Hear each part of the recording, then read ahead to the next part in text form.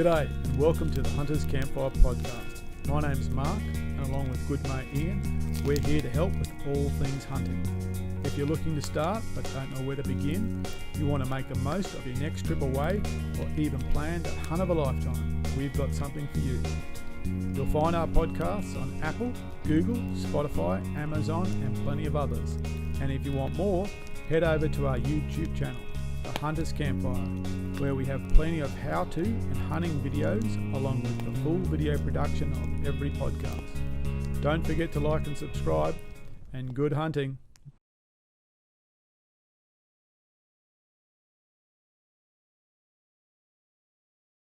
We're in, and welcome back to another episode of the Hunters Campfire Podcast.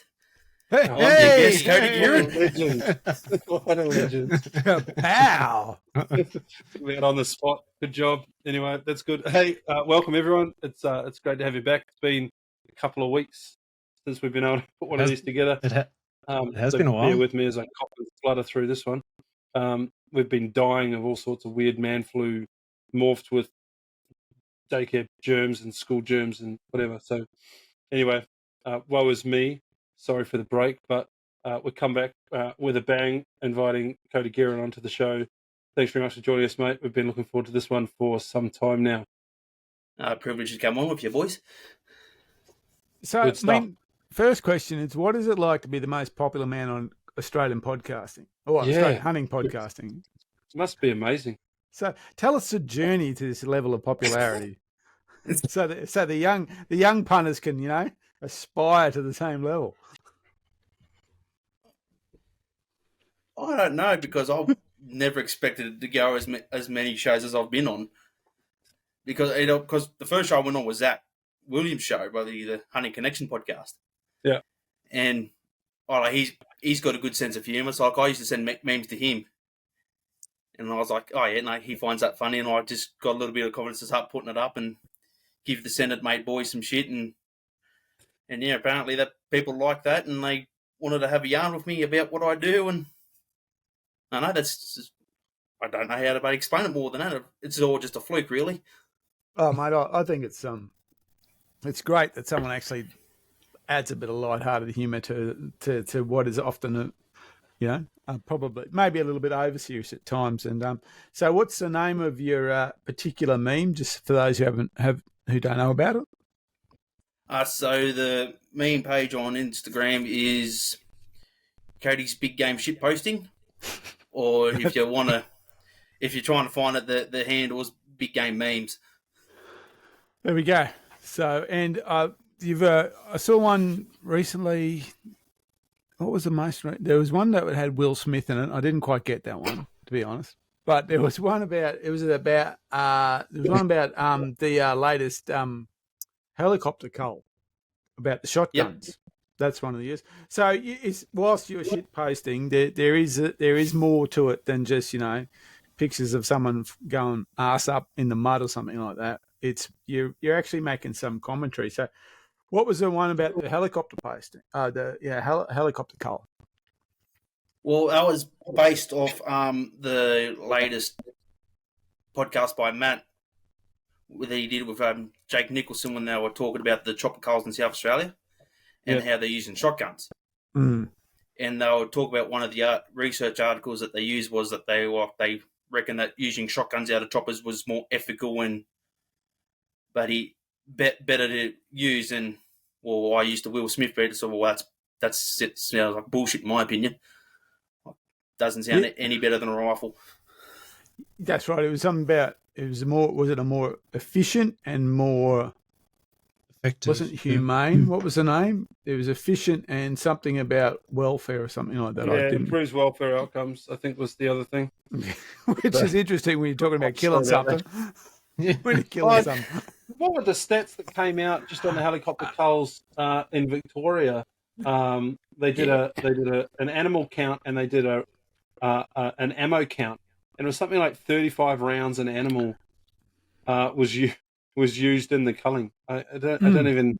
It was ridiculous stats. Talk about pop shot, and I'm not I think it was something like was over 10, wasn't it? It was on average, it was over 10 shots per deer. Oh, I thought it was in the 30s. Oh, Which basically means that for most hunters, they couldn't replicate that because they don't carry more of it. Most hunters don't carry anything larger than 10 shot mag. So even if you had a 10 shot mag and a scout rifle, technically you couldn't replicate that. You couldn't shoot that badly. That's what it was, I think. Yeah. Yeah. Well, I suppose the interesting thing about it is if you think about it from a statistical point of view, it probably is more efficient because I'm thinking about an auto-loaded shotgun, a Benelli hanging out of a helicopter. It probably doesn't have a magazine greater than 12 or 13. You know, those so you see when they do those extra long tube mags on them? Yep. So the shot can only carry, you can't carry as much as an auto-loaded platform with a 30-shot mag. So they're probably shooting less. And I suppose slugs, when they hit a lot harder than anything else. So they might, it might be, so technically it may very well be that they're shooting less and the numbers per the numbers per shot per deer are less with shotguns, but it does sound very odd, that's for sure. Yeah, I think one of the statistics they were coming back with was that they out of all the deer that they shot, they did I might already get the numbers wrong here, but they were saying out of the 100 deer that they did the biopsy on, I think it took per deer was 3.8 shotgun shells. Yeah. To bring it down, and yeah, I was like, there's some other weird numbers going on out there that just sort of didn't make sense. Sort of making it better. Certainly, I mean, I don't know what they're shooting with. If they're shooting slugs, you would expect that, in fact, if slugs do hit, they hit with some devastation. So, it's probably it's a matter of statistical analysis rather than the fact that a shotgun's better than a rifle. I think it's probably that it's numbers to prove a point rather than anything. And there was another one before that. I can't think. No, was that the Will Smith one? That was the Will Smith one. That's it. I'm going to move to a different post. What have you got against 270s? What is your problem with 270s? Here I am justifying owning a 270. So I am something like spasticity. I don't know that one. Is that one on there? What spasticity? Purchasing a 270 or justifying owning it. I was just wondering where that came from. What's wrong with 270? That's a great caliber. The honest truth is, I've got nothing against the 270 caliber. Here we are making it. It came about like the Senate Mate boys did a podcast with a buddy gun engineer fella, and he was ratting out 270s. Oh, okay.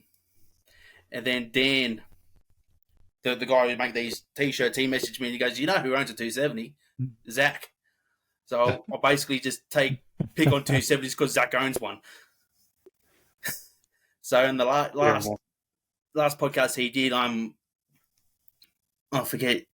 I'm a bit of an arsehole. I forget old mate's name, but Live a Little is his Instagram handle, and he talked about owning a 270. So I thought, all right, I'm going to pick on you because it's just easy to do.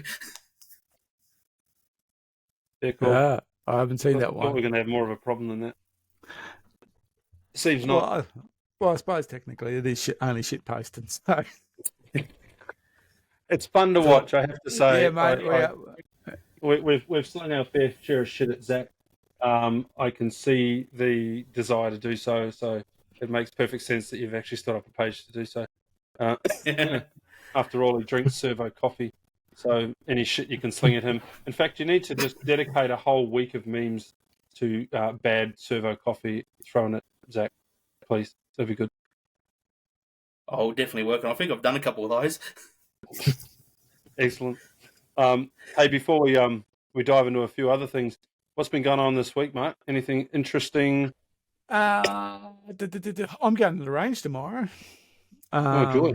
Yeah, Nice. well, it's only going to be 35 degrees, which so I might as well just go there and throw. I've got a concrete bunker. That's right. It's got, whatever whatever setup I'm going to do tomorrow is probably not going to be much good. But yeah, so the plan is the BRX is going to go down to 100 flat.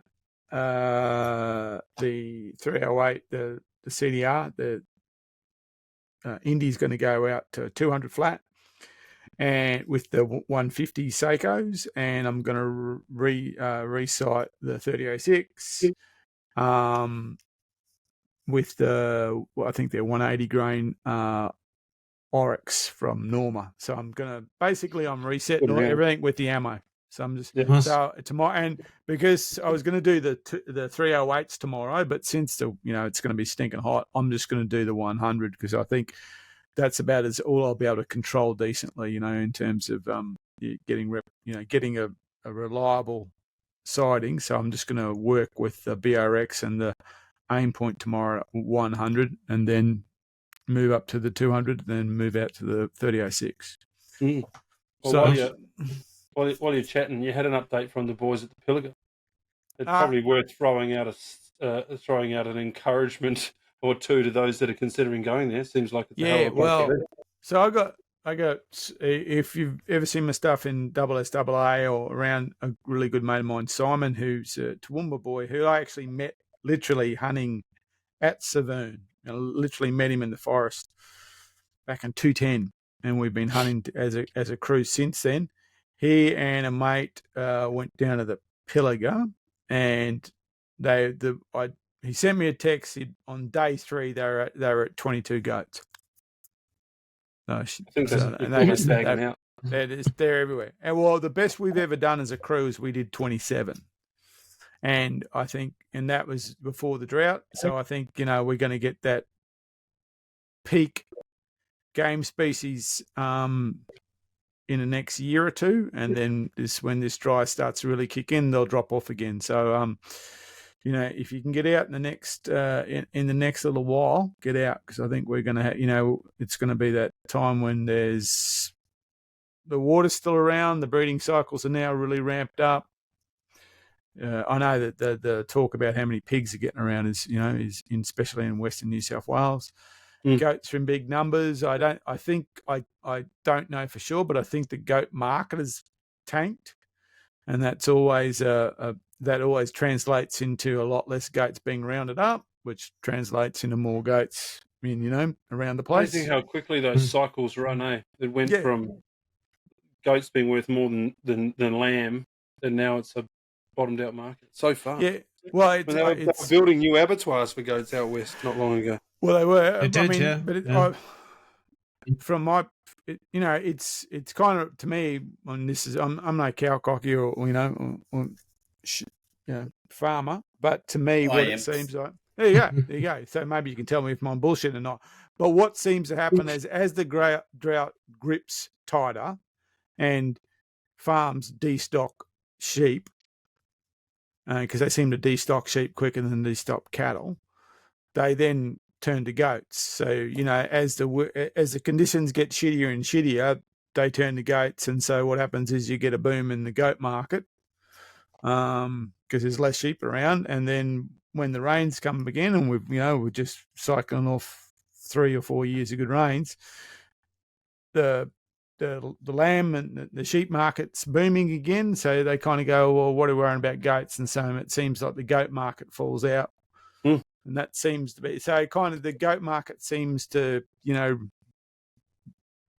and the sheep market, of course, but they seem to run with that drought, that boom and bust. So, am I right or am I wrong? Cody the farmer. Go, Cody. It sort of more or less depends on what the feedlots can handle, or what the abattoirs can handle. So at the moment, like one of the cattle buyers that we deal with, they've got their book shut because everyone's trying to destock because of the fear of this El Nino that they've just announced. Yep. So everyone's trying to destock and do what they can and only hang on to a couple of good breeders and whatnot. But because everyone's got the same mindset, doing the exact same thing, like they're just going, they're over capacity of what they can kill and handle. So therefore, like, there's more people selling. Therefore, the bloody money's just going out of the arse in them. Yep. Like it used to be light at things under 380 kilo in terms of beef. They used to bring good money, but now they've dropped 40 to 50 cents a kilo. So if they're worth more if they're over 380 at the moment, which depending on how much feed you got, whether you can make that weight limit or not. Yeah. And why is that? Simply because they'd rather butcher a bigger animal because it's a bigger return per animal type thing? Not necessarily, because if you go overweight, they'll dock you per kilo then as well. So there's like a so from about like 380 to about 450 is the good rate range if you go over that 450 mark. I could be botching up the numbers, but it's roughly that. But yeah, if you go over that limit, they'll go 50. They'll take a couple cents per kilo off, and the heavier it goes, the more they charge you to take off per kilo. Because I mean, they've created goat abattoirs, and those abattoirs have fallen over and they've sprung up again, and that seems to be the cycle of that market. Where are you based, Cody? I'm based around Bathurst, New South Wales. Oh, wow. Oh, okay. I was just down there. Cool. Oh, not down there. I was down there in February. Hunting down there in February. There you go. And farming's your full-time gig? Yeah, running buddy cattle, mainly Angus. We run a few Limousin's and Murray Greys and Herefords and whatnot, but Angus is the money maker, mainly. Okay. Yeah, okay. Very nice. Oh, well, that explains the rural lifestyle that pops up all over your Instagram. Assuming you're chasing pigs and deer on your own land. Pretty much, yeah. So, other than the trips that you see to New Zealand and don't have too many chamois running around there, do you? No, I wish though. We all wish that, that's for sure. Wouldn't it be good? I hunted down at Trunky Creek, I think it's called. No, yeah. Which is south of Bathurst on a road that will take you to Goulburn. They told me it's the old road, but yeah, through there. So it was very old, long road. Yeah, that's it. Yeah, it was there's a couple of tiny little locations along that road here, just past Trunky Creek, with Joe from DPI and Gemma, who was working for SSAA at the time. So yeah, goats, lots and lots and lots and lots of goats. Yeah, no, buddy, plenty of goats if you know where to look. And a few deer. So that's interesting. Yeah, so are you north, south, or in Bathurst, east, west? Which way are you? Well, I live in Bathurst, but the properties are sort of like more towards Sydney. Oh, okay, sure. And we got another properties like towards the west a bit more. Like we got a property out at Ningen that we run a few cattle on. So cool. It keeps us a bit busy. Yeah, I bet it does. Yeah. So, Jono. So busy week. Been very busy with work and very busy getting ready for Fraser trip, which is coming up this weekend. We're leaving on Saturday. Yep. What are you doing this weekend, Cody? Going to Fraser. This weekend, I'm probably going to try to help the father-in-law, buddy, get some meat in his freezer. He wants to, buddy, try to knock down a few deer. See if we can help him out for that. Didn't want to come fishing. Short notice, I know. I'm a shit. Bit of a draft. Oh, you can't miss. In Fraser, mate, you can catch him with spoons. I don't doubt that, but I'm pretty sure I'll find a way to fuck that up. Yeah, well, we'd love to see that happen.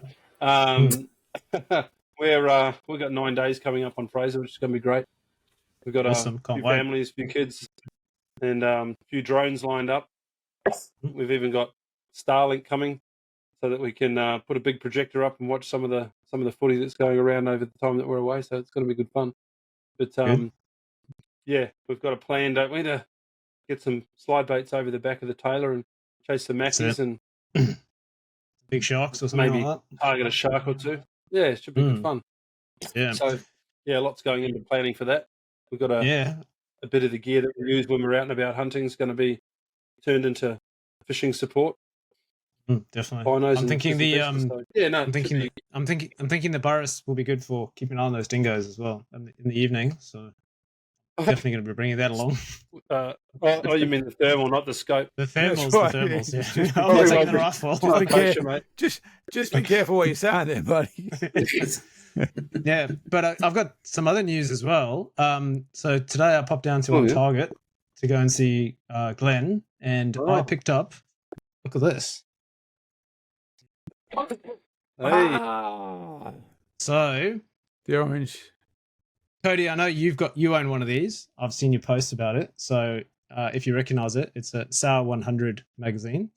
And for those of you who might recall, we had Byron Young from Beretta, the Beretta gunsmith workshop manager, on the podcast. And out of that podcast, we arranged for my SAR 100 to go down and get Cerakoted. And I got it back today. It looks amazing. But part of that was to get the magazine done in blaze orange with the black bottom, which matches the rest of the rifle. And it came out absolutely beautiful. It is stunning. So I'll put some posts up about that. I'm really, really happy about how that turned out. So Byron, if you're listening, thank you very, very much. And it just shows that those guys at Beretta, they don't just do Beretta rifles, they'll do any rifle and they'll do a bloody awesome job. So yeah, it looks awesome. It's all ready for the territory for next year. It looks good. Ian, your What about you, audio Ian? dropped out. What you up to? Dropped out. He's gone on mute. No, it hasn't. You're on mute. I've even got my own one of. I can't see that. It says. You're on mute. Oh, you're on mute. You're on mute. Who's on mute? Am I still on mute? No, you're You're fine. good. You're good. You're good. I have this for everyone at work that's always on mute, so I've just done myself. I was just going to say, swinging back to the Pilliga and state forest hunting. Cody, do you get into state forest hunting, or is most of the stuff that you do on your own land and out and about? Have you sampled it? I've I used to do a bit of state land hunting, but like after they started doing the chopper coals in my area, like especially right around the rut time, it sort of buddy left a sour taste in my mouth, so I sort of gave up on it and sort of stuck to the private stuff. Yeah. Because Pennsylvania is one of the big ones near you, isn't it? Pennsylvania's one, but I think Vulcan's the bigger one. Oh, okay. So I got a day in Pennsylvania when I was down there.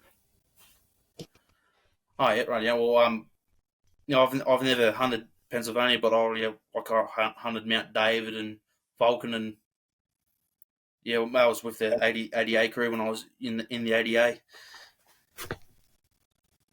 Because they're the really, well, I mean, the forests we hunt, we tend to, for us, we don't go generally too much further past Nundle. So those forests, I mean, we know about them, but we haven't really had much to experience. In fact, Pennsylvania is the furthest New South Wales forest I've hunted. So, but we know that they're the ones that seem to get a lot of attention. Yep. Yeah, it seems super productive, those ones down there. I'm half jealous. Not that you use them. Anyway, all right. Way it goes. Hey, so you obviously a lot of the posts that you've got, you hunt quite a lot of pigs. Yep. And we've got a question that we ask numerous different people. I'm going to chuck at you. The pigs out on your farm, are they shot and dropped, or are you eating that stuff? And what do you think about the safety of wild pork? From during the months of August till now, is usually the feed quality in the ground sort of non-existent. So we're putting hay out to feed cattle and whatnot, and that's when sort of pigs sort of go a little bit more carnivorous. So if there's a buddy beast that's dropped dead, they'll be eating that out from the rear end, going in through the guts, eating all the maggots. So they stinking quite fouled up. So I don't feel comfortable eating any of those. I'll cut a young one up for dog meat, but I personally won't eat one from around here. Maybe out west where they're on the grain a little bit more. I might be a little bit more inclined to try one, but I wouldn't eat any of these mountain pigs. Yeah, it's an interesting subject. Yeah. Isn't it? It's very contentious. There's no doubt about it. I mean, I've eaten forest pig on numerous occasions, but I mean, it can't. But I've also shot pigs in the Pilliga that I didn't even like going near when they were dead. You know, they just, and that was right in 2018 when we were in the height of the drought, and you just didn't want to be. They were just, you could tell that they were. In fact, all of them. It was weird when we were down there because we didn't figure it out first. All of them had a white stripe on their nose, and what we realised, it wasn't a white stripe; it was where the nose, they'd worn all the nose hair off from basically rutting in the the hard scrabble ground. So all of them had this kind of worn out face, and they had that typical big head, smaller body, which seems to happen when they get, they're pretty hungry and they've been eating a lot of carrion. They seem to change shape. And their head doesn't obviously get any smaller, but the ratio between head and body seems to change, and they've got big heads and smaller bodies, and they were just and the hair was just it was just brittle and everything about them, and they were in pretty bad conditions. But then again, so was in that Pilliga West where we shot a heap of them. There's wild horses in there, and those horses were in catastrophic condition. They had that disease where they collapse on that first joint. I don't remember what you call that, but basically they got so less nutrition in them, their joints start to collapse, so they kind of walk. They're like that on their own hooves. And those things look like they're almost comic book bad though. So when that condition, you just didn't want to go anywhere near them. But then again, I shot one in Nundle once, which looked like it come off the farm. Other than it was black, it looked like it came off the farm. So certainly conditions certainly play a big part of it. Yeah, well, the conditions at the moment, like there's plenty of definitely pigs have exploded in the last bloody couple months. So there's there's a lot of piglets on the ground at the moment. Like I've seen a sow with probably like 10 or 12 piglets getting around.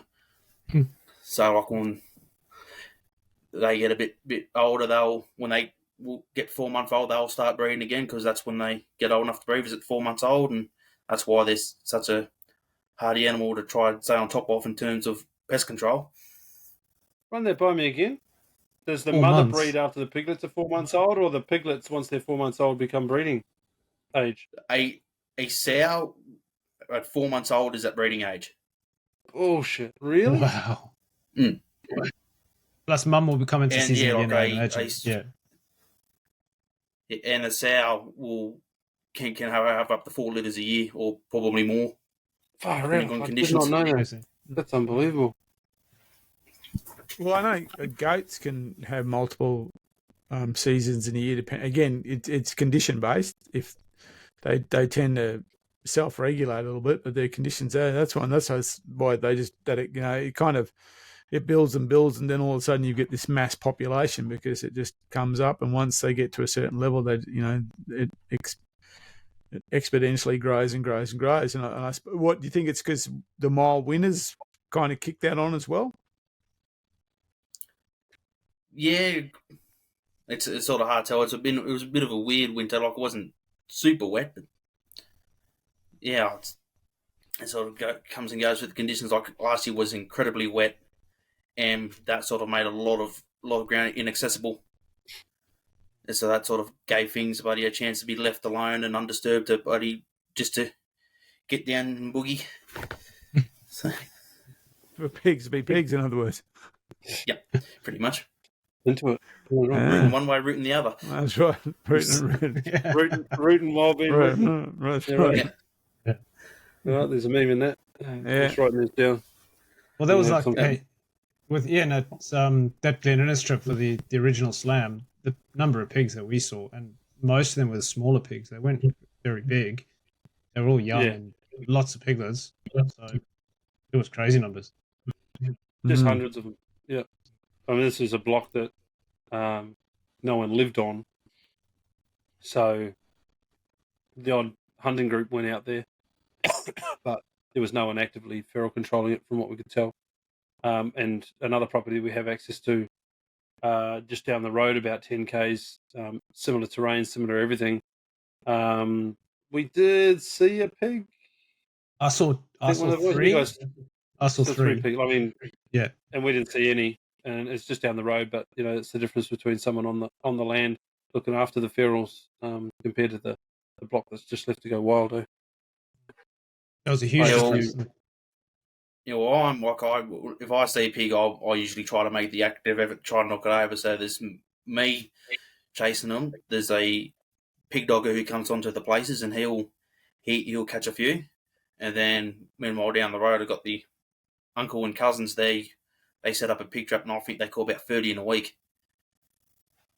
They're during like the bloody late autumn, early winter time, like, and pigs are just absolutely plowing the pace up. You reckon someone pulled a tractor through it?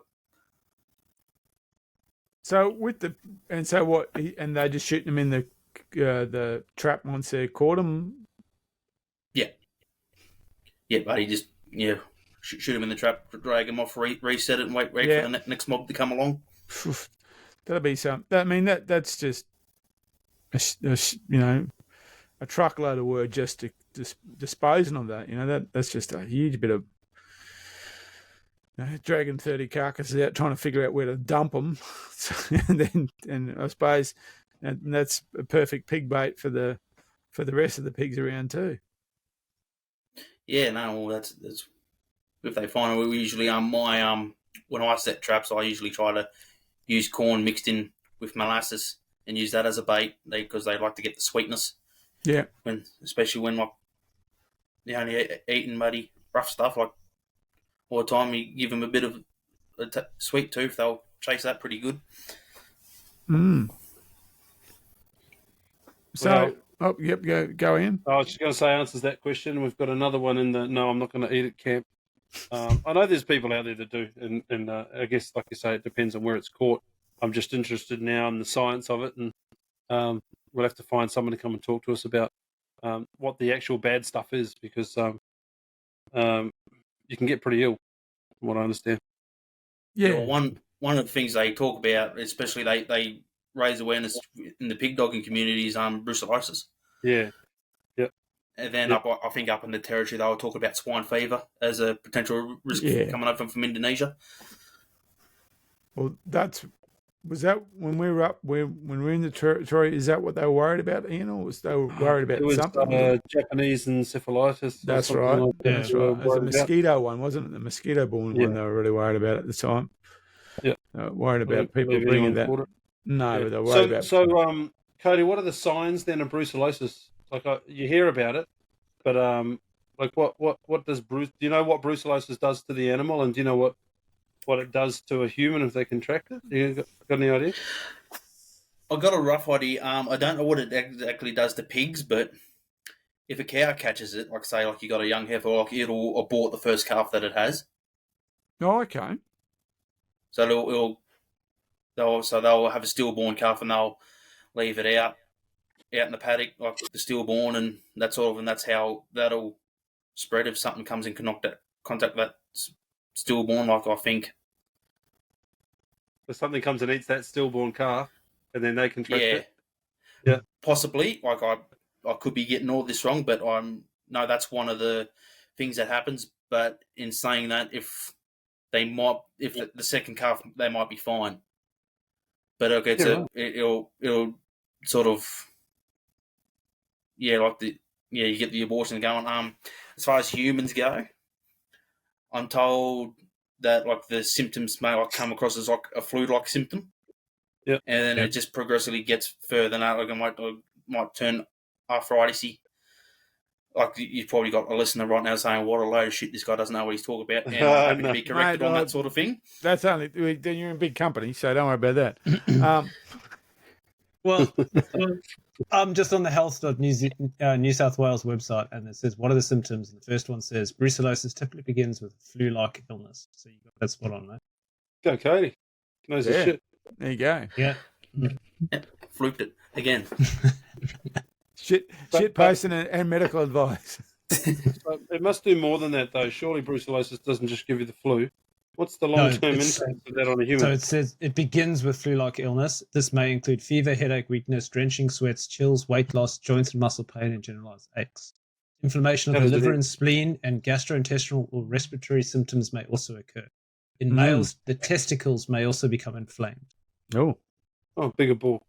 Huh?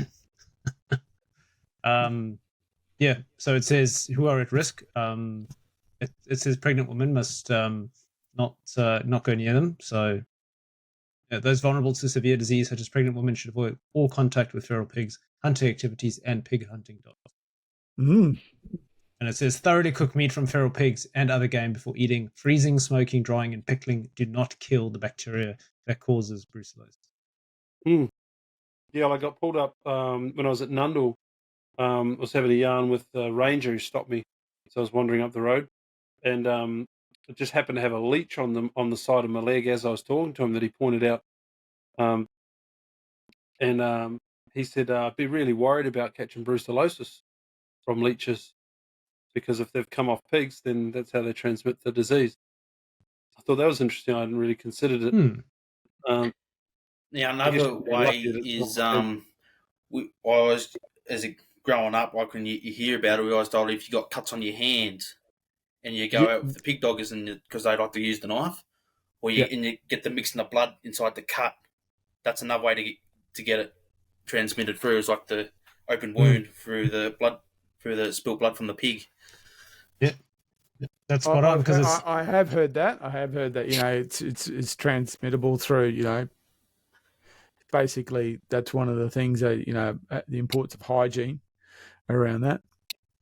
So it says in Australia, people may become infected through direct contact with tissues or body fluids of an infected animal, such as feral pigs or dogs.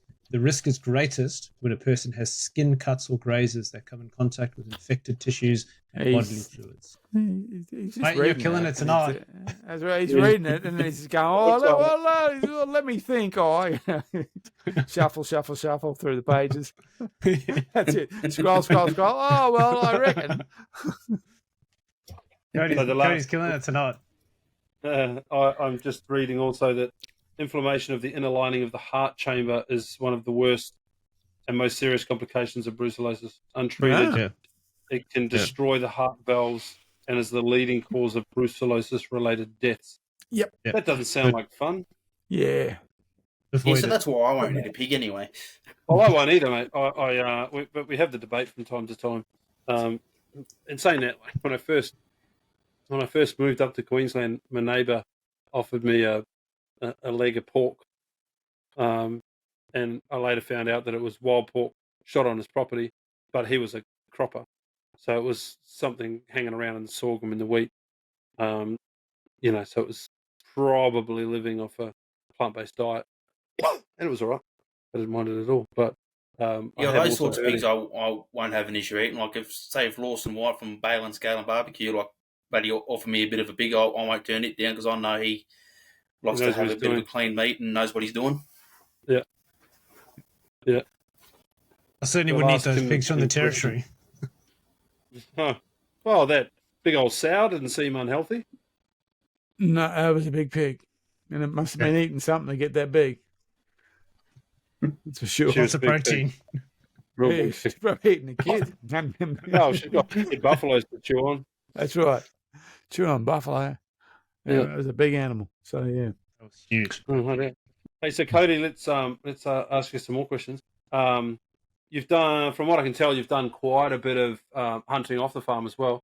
You've done at least one New Zealand trip, from what I can tell, and there's a reasonable array of trophies on the wall behind you. Talk us through some of that. How was New Zealand? That was a couple of years ago, I guess now. Yeah, well, I did a DIY trip for chamois in 21. That was with my mate Brendan Cook. It was during those COVID times. Yeah. And he messaged me out of the blue. Just going like, hey, like I heard there's rumours going around that the Kiwis are going to open up the borders. Like if they open up, do you want to head over and hit the hills? I was like, I just had a newborn kid. I'm not too sure about that. And I was talking to the partner about it. She goes, what type of trip was you just? I'll be DIY. She goes, oh, well, that's not going to cost a lot. I reckon you should go. I said, oh, rightio. So I said, oh, rightio. So they announced to open up the borders. So righto, we purchased our tickets, started doing a bit of research, picked a spot, flew over, got in the chopper, buddy, flew up the mountain, and then probably as soon as the chopper went over the horizon, a pair of chamois was buddy running across the hill in front of us. Buddy, I ran up and shot one with the rifle, and the other one hung about. My mate got it with the bow. Really? So how many days are you supposed to be up there? Oh, well, I'm aiming up to be there for 3 days just because would have been there a bit longer, but the weather was going to turn on us. So we were meant to be up there for 3 days, but we only ended up spending like a morning, a full day, and an afternoon there. Then we sort of got out. But so yeah, I got one. One was a nanny, and my mate got the kid. So that was a bit of bushmeat for camp. And then the next day we were sitting up on top of the hill, enjoying the scenery, cooking a bit of breakfast, and my mate goes, "There's a chamois walking towards us." I go, "Bullshit, where?" And he pointed on, and he's a buck walking towards us. And he goes, "Rock, paper, scissors, all right?" I was like, rightio. So he went scissors, I went rock. And and that was late May, so it was during the rut. And apparently chamois got a habit of being quite curious if they see something during the rut. They're quite skittish all the other time of year, but if they see movement they think could be a nanny, they usually come charging over. So it saw me fumble about getting the rifle ready and come walking towards us, and I think I took a shot at 108 metres off the shoulder and dropped it on the spot. And and after all that, we got back down. I took it to the taxidermist and said, "Oh, have you measured it?" Went, "Nah, no idea how big it is, but it's my first chamois buck. I'm not going to complain what it is." And they put tape measure on it, went over 10 inches. Just like that. So and I'll put that up on the socials, and people are like, you're not going to find a chamois buck better than that ever again. Yeah, it's a good looking picture. The chamois anyway. What you said you picked up one for camp meat. What did you think of it?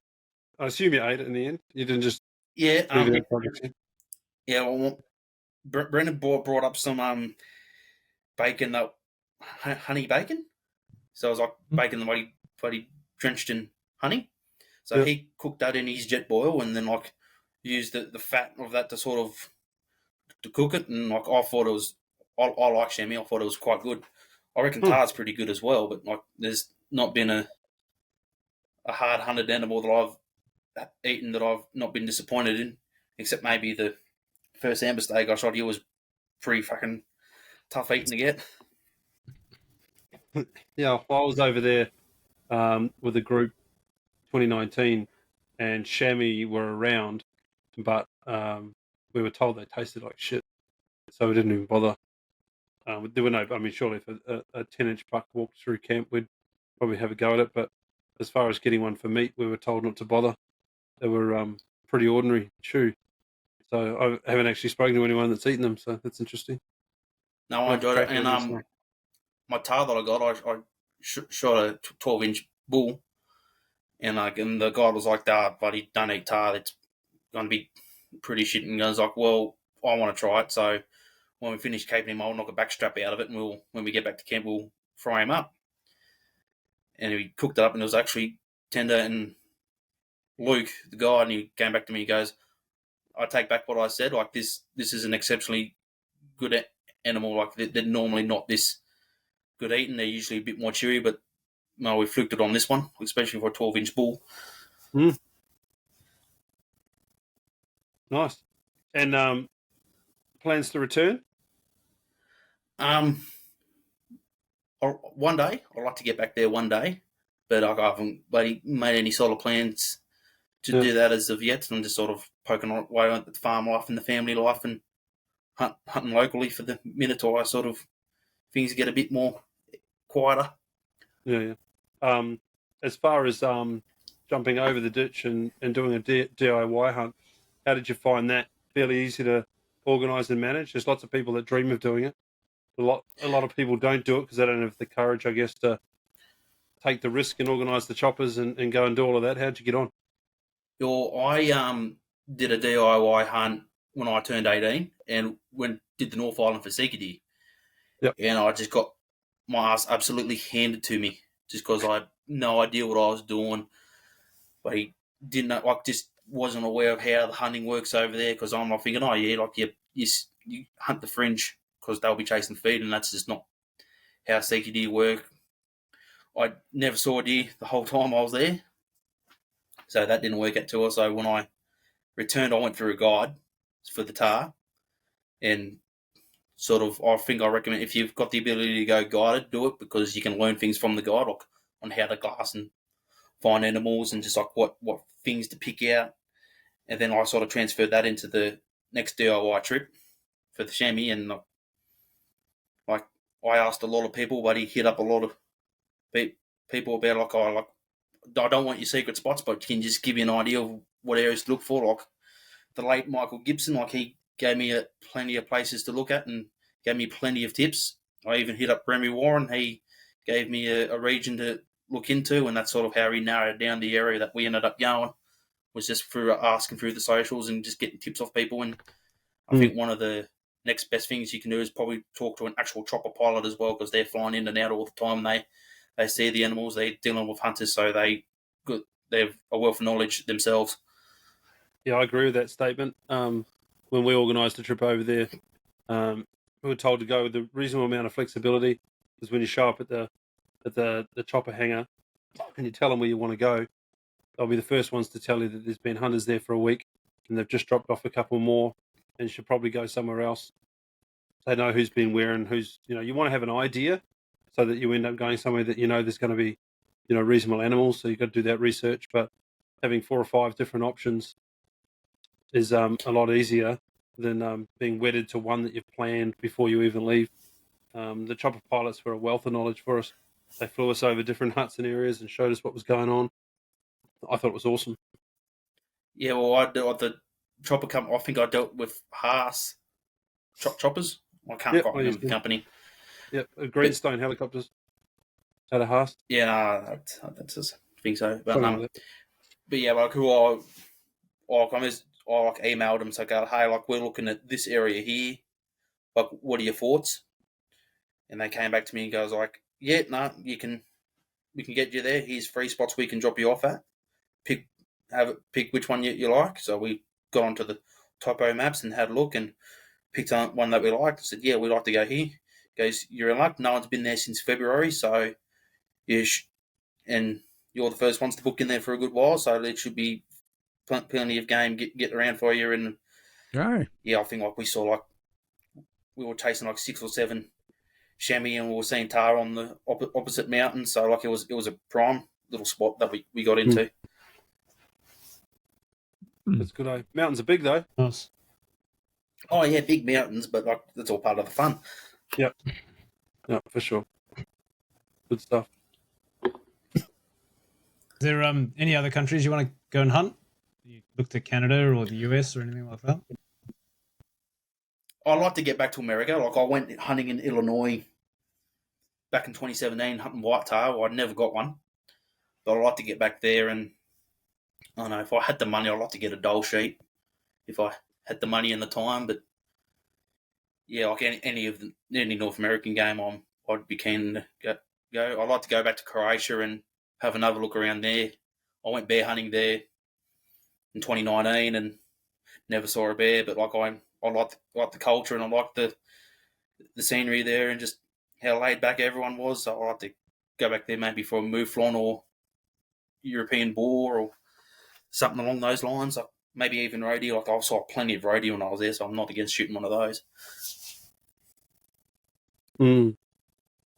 Yeah, so I mean, that part of Europe is just looks really fantastic, like through Croatia and Romania and all those places like that, and with the bear and especially with the big European boars. And it's just wonderful looking country too.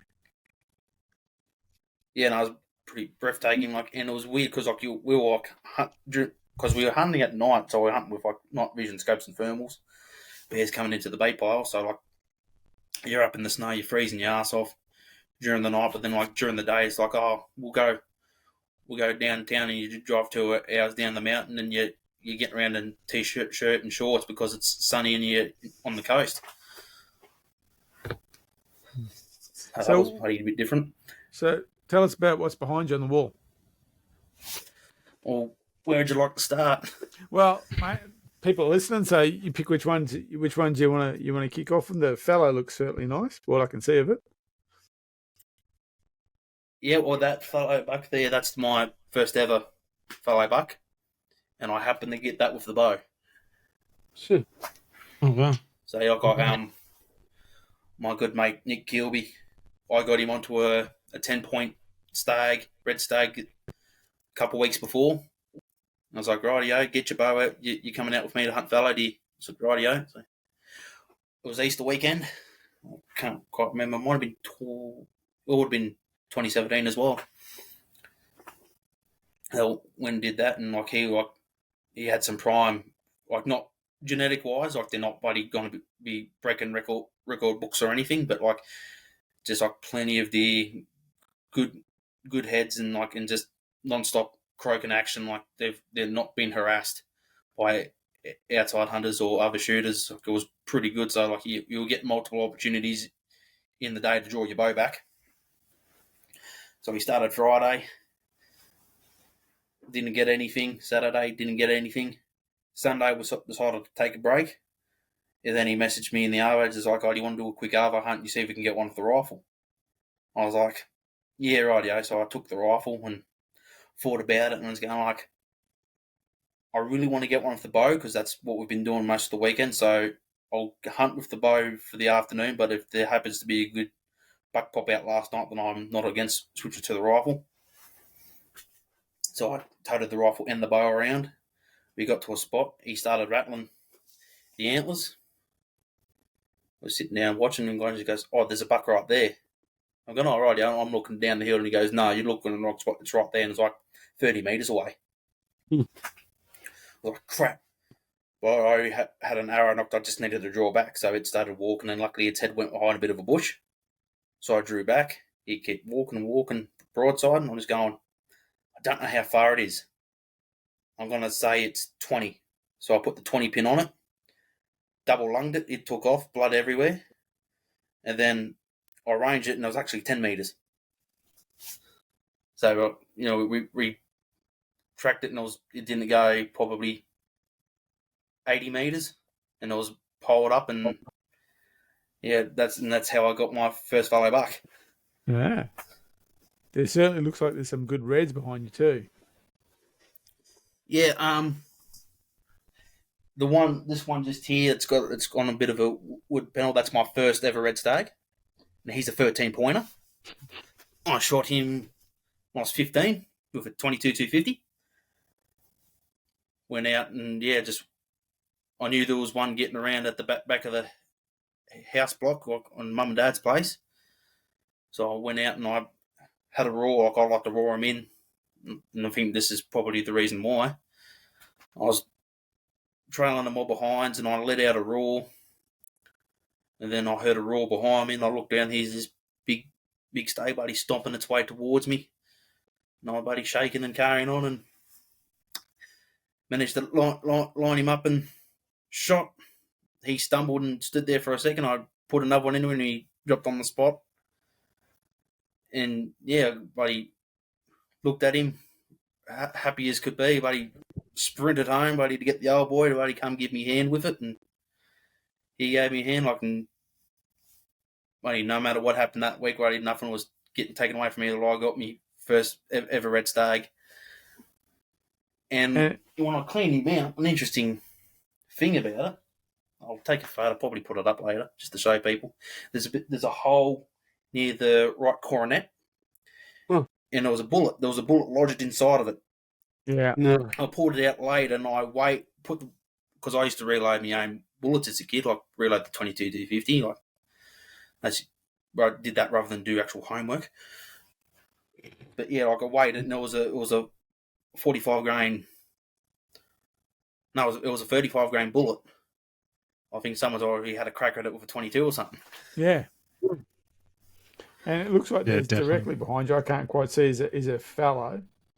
Yeah, there's a fallow there. Yeah, well, that one directly that one there. That's a follow back I shot out of a bachelor mob. I videoed that too, so that's on the film. one That shot. That's the one you self-filmed that you've got up where you smack it on the shoulder. Yeah, rolls around a little bit. Yeah, yeah, that's one I self-filmed last year. I just happened to have the camera and whatnot. Like that's on one of the YouTube videos. If anyone goes looking for it, well, it's on my Instagram too. Actually, there's I saw it on there. Insta. Like you see a bit, the big mob of fallow deer, and I managed to pick him off on the side. So that's that one. There was 3 or 4 nice bucks in there. Oh yeah, it was a good mob of them. And is that a sambar to the? I can see, or I can no, the other way. There's an antler there. I can just see part of it next to the red there. So we got that one's a goat. That's a 27-inch billy goat. Yeah, just up there's an antler. Yeah, okay. Yeah, what am I looking at there? That's another red stag. Oh, okay. Yeah, I can just see that's one beam. Yeah. Yeah, that stag. I shot that for the Central West 88 hunting competition a couple of years ago. Where it was the sort of, if you go out on the weekend, shoot a couple of foxes, shoot a couple of pigs. Oh, okay. You met up at the pub and you brought them in for the weigh-in like the Kiwis do. Yeah. So that was the stag I entered. I think he was, may have been 128 kilos dressed when they weighed him in. But he's only, as I know, growing up now, I've known he's only a young head. Like I probably could have let him go a bit longer. But at the time, I didn't know more much. of those competitions. Did it involve kids, or is it just a community hunting comp? It involved kids. Like if kids had to have all the bloody proper licensing and whatnot. Like if you were hunting on Crown land, like you had to prove that you had your R license and show that you had which forest you had booked to make sure you're not breaking any rules. Like it only ran for 3 years because the guy that ran it got sick of running it by himself, and the ADA sort of lost interest in doing it because they wanted to go down to do sambar hunting on the long weekend rather than host a hunting competition. So they sort of gave up on that. But I would be a big fan if it got revived and got going again because it was a good way to meet up with people, and the amount of big balls that people were bringing and weighing in and whatnot was just insane. Like a huge amount of pigs. Where was the weigh-in? It was here in Bathurst. Yeah, in town. In town, yeah. And what was the general community feel about it? Well, it was behind. It was held behind one of the pubs in the industrial area at the time, so no one really saw it unless they went around the back to go look for it. So, like the general public didn't really know about it. Didn't really know it was a thing. Like unless you were part of the hunting groups on Facebook, they didn't know it existed. Yeah, right. Yeah, I just think they're great. You see all the time, it's a bit different in New Zealand. You can take a young hunter along with you under supervision. Like up here in Queensland, no license. You're not even allowed to touch a rifle unless you go to a range under supervision of a range officer. You can't take your teenage boy out, shoot 22. You can't do any of that stuff. In New Zealand, you can do quite a bit of that. I grew up over there. You go bunny busting after school with your dad or something like that under supervision. It was absolutely fine. And now you see so many community hunting and fishing competitions, really well sponsored, lots of participants, and they do a good job of cleaning up a whole bunch of ferals at the same time. I think they did have a junior category. Yeah, they did. Yeah, they did. Like they had a category like the best fox, best heaviest pig, best tusks, heaviest red deer, heaviest fallow deer, most foxes, best junior trophy taken, and most carp. Like they had a good selection of critters for people that have a go at to bring into the weigh-in. Mm. What a way What to happened to inspire them all in future the end? hunters. Did they get taken away? Sorry, John. I was going to say, what a way to inspire Yeah. future hunters to have comps like that. Yeah, like I said, I'd like to see that make a comeback, but we'll see what happens, I suppose. No, it's yeah. I mean, it's there's a couple of pig competitions like that are getting around in Queensland, but because they're all private land, it by its very nature, it's kind of just limits who can be in it. So the one that where you had the option of both public and private, I think really just adds to the more community component of it, and people can become involved. And I like the fishing too. I like the fish or carp. Bringing a carp as well, which is fantastic. But it's a shame that it's no longer run. Sounds like a great idea. Yeah, no, I think they tried to get one of the clubs in Orange to take it on, but it just never got going again. So, So, I mean, I just think those things are really wholesome and allows people on the fringes to get involved and have a look and and satisfy some curiosity. Good for those people to get involved. I see also on a bunch of your Insta posts, you've hosted quite a few people. In fact, I think you stated on one of them that you've hunted quite a bit with Kajita. And I noticed that you helped another young girl out that she was coaching to come out hunting. I don't know if it's private land or on your property or not, but you're obviously doing your bit there to help new hunters get involved and promote the sport as much as you can. Yeah, well, Kads is a very, very good close friend of mine, and I knew about Lana, and I knew she's a taxidermist, and like she's never been hunting. Mm-hmm. Oh, really? And so I thought I'll go. Like she wants to get into it, wants to give it a crack. So I sort of, Brady said, hey, like when you want, like we'll try and get you out and teach you. But in the meantime, Cads took her under her wing and took her to all the lady shoot programs that Buddy Cads does, and got her learning. And so I messaged Cads going like, hey, it looks like she's getting good with the shooting. Do you want to bring her out here one weekend during the rut to get her buddy boots dirty? She said, no, she sounds excited. She's keen for it. We'll do that. So I took her out for a red deer hunt. We're chasing roaring stags all morning, but we just happened to bump into a pig, and I thought, the stag's pretty on point. The pig doesn't know we're there. He's in shooting range. I think like this is probably the best opportunity for you to get something, and you're doing a favour to the environment if you take it. And it took her a minute to sort of get composed because she was used to shooting off the bench. She never shot off hand or off a tree, so it took her a bit of coaching to get her to do that. But yeah, she got her first pig, and she was over the moon by it. And yeah, I think Kaz was just as over the moon as she was.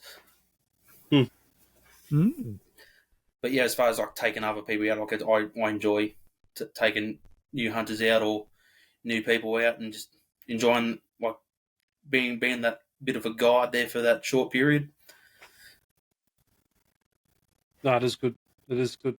Do you support or are you part of any hunting clubs these days?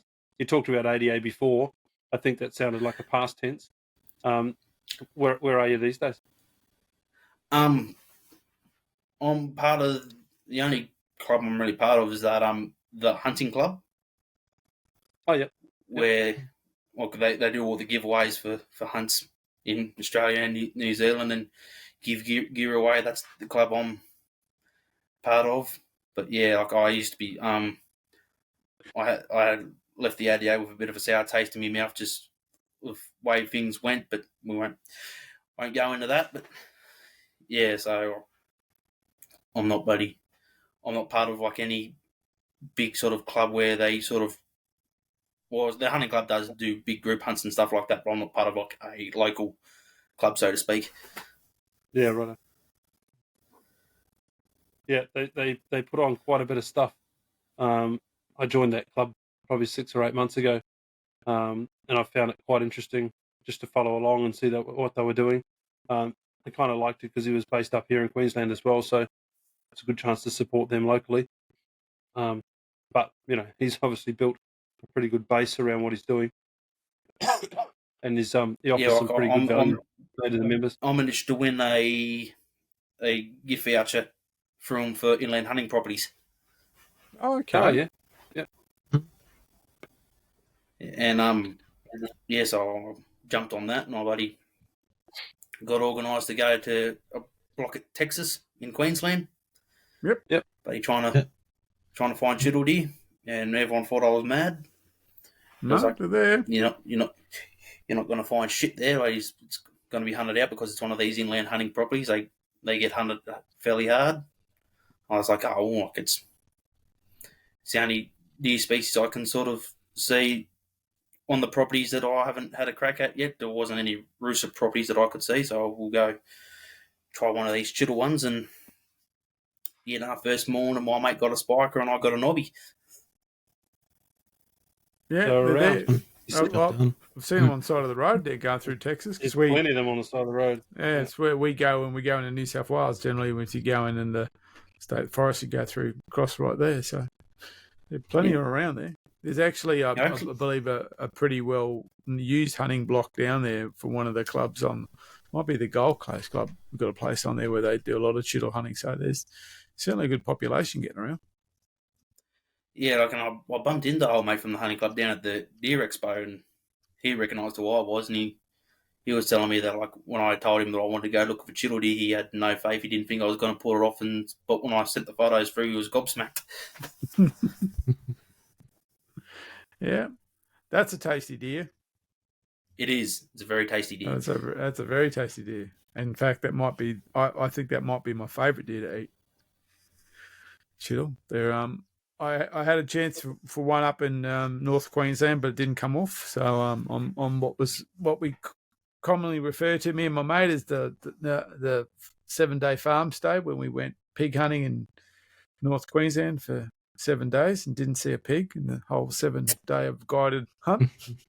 Oh, yeah. World's greatest farm stay. It's referred to. So I took a group of 5 or 6 to this very well described deer block out Texas way, and it was, I think we must have handed over about $1,500 or $1,600 to go walking around old mate's farm. There was nothing there. Even when we first got there, we told them that we were from a deer club, and we were pretty keen to go and chase down some deer in the back of the property somewhere where hopefully no one.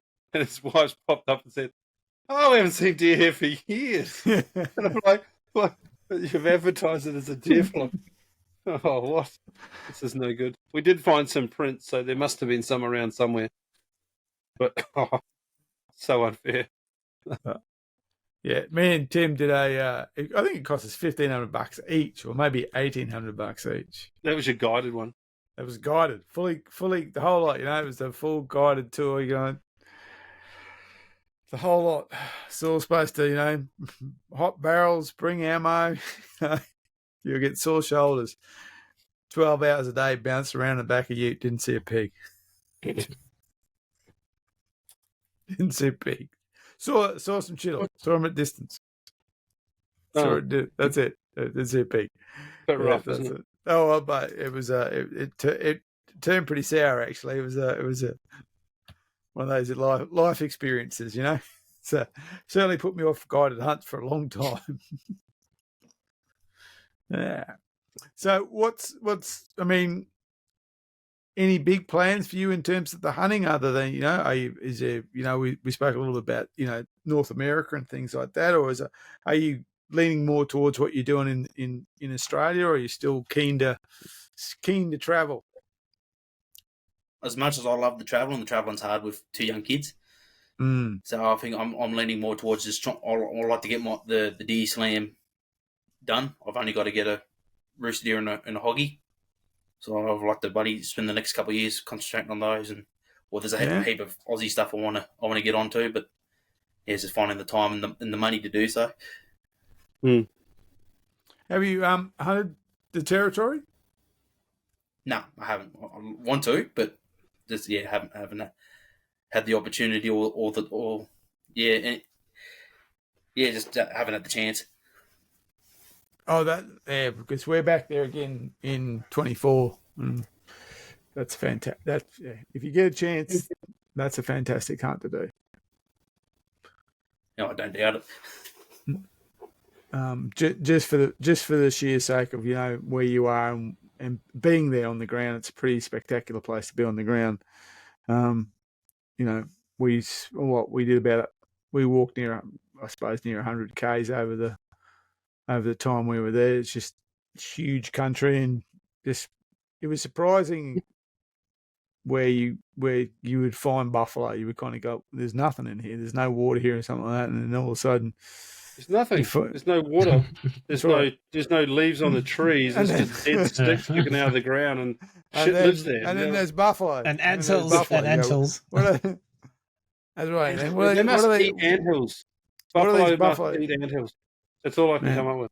That's right. It's just and then you come along and there's this mountain of turds, and you go, they're here, but where are they and what are they doing and what are they eating? Because it really was quite amazing like that. So certainly, if you can get up there, by all means do it. And I can't wait to get back myself. Got to figure out what rifle I'm going to take this time though. It's definitely on the bucket list. Oh, they should have the barrel for the 9.3 BRX. Mark. Yeah, they might do. They might have. Though I was talking to Scott, and I'd like to take a double rifle if I could, if we could find one. That'd be pretty. Shooting double rifle on buffalo, I think, would be pretty spectacular. Double rifle. Yep, double rifle on buffalo. For the non-gun enthusiast in the group, a double rifle sounds like an under and over shotgun with a different caliber. Yeah, that's it. Yeah, exactly. It'll be side by side. But generally they're side by side. But you can buy double rifles that are under overs. Bruno used to make an interesting camp with the marker with a double rifle, and I'll have the tricked up BRX with the aim point on the side of a Bathurst eliminator. So nothing's getting past us. That's it. Beating a double with a generally they're side by side. As I said, Bruno make an under over in 375 that you see occasionally for sale, but basically, that's it. Of course, they spiral separate like that, but so that's what's your go-to, Cody? My go-to is 30-06. I got it in Seiko Grizzly. Oh, okay. So just basically a 270 for grown-ups. Pretty much, yeah. That's it. Yeah, that's right. You can use that. That's it. Yeah, you can use that one, mate. 30-06. 270 for grown-ups. I'll make it and send it straight to Zach. That's it. It's a damn fine rifle. Well, we're all sporting 30-06s at the moment. We are. Yeah. So it's become my go-to caliber by force, but I love it. It's great. The Lupo in 30s, it's been a really, really nice rifle, but it probably won't come to the territory. I am hoping the 9.3 barrel shows up. I don't know if you know the BRX platform, Cody, but the barrels are interchangeable, so you can go up with a 30-06, and on Buffalo Day you just swap the barrel and the bolt head out, and off you go with something bigger. Right. But they hurt. 9.3s hurt. They don't. That's all I'm going to say about that. Oh, just need to toughen up. Exactly. No. Get a bag of cement. I'm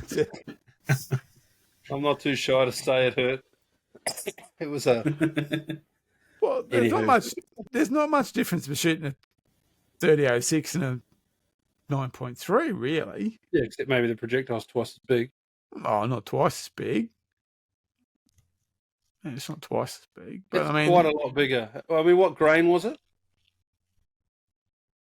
2 1. Mine started with a 1. You usually shoot 180 out of that. You out shot of that mine. BRX. You shot mine that day, didn't you? Because it's only right-handed. That was 286 grains. Yeah, it was 26 gram. versus a 180. Yeah, 100 grain I difference. have a bit more punch, and the length of pull was different. Anyway, I'm not going to go into why I just nearly cried. I just hear excuses. But I did. It's okay. It's okay. I'm okay. I'm nearly over it. Mate, you'll get in that switch barrel and you'll be whacking around through it with that straight pull. You won't even know what's going on until you've emptied them, until you've fired 4 of them, mate. And then I you'll don't go. know. As hopeless as I am at sighting in rifles, you go to a range, the rifle's already sighted in. It's shot numerous deer. You go to the range and it's not working. You don't know why. And two boxes of ammo later, I'm still trying to figure out why I can't hit the target. Oh, yeah. Something goes wrong with. I got gremlins. Yeah. I don't want to do that with a 9.3. I'm sorry.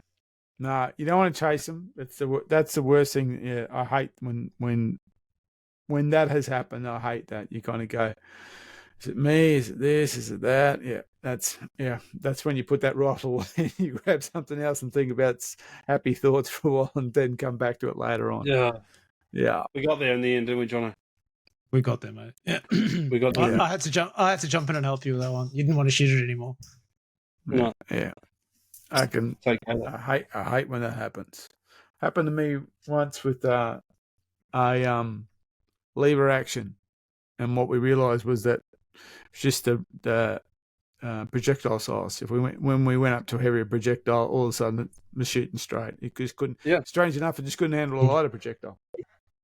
It had a particular weight. Well, that's what happened. It favoured, and that was it. Yeah. That's what happened to you. You went from 180s to 150s. 170s. No? 170s. Yeah, we went from 180s to 170s. Didn't like it at all. And it was okay with 150s. Once we switched it back to the 150s, it was fine. Off we went. Anyway, like I said, enough about the grizzling. I just thought it was interesting. You've got I was going to say, Cody, you've got a SAR 100 as well, don't you? I saw a post about that. Yeah. I haven't actually shot it. I haven't found the time to put a scope on it or put rounds through it yet. I've just trying to get enough dollars saved up to put the scope I want on it to give it a go. It's 6.5 PRC. So I bought that through the charity auction for Mike Gibson. I saw it and I just put in a bid for it and managed to get it. So, gee, that's an interesting caliber for that rifle setup. Wow.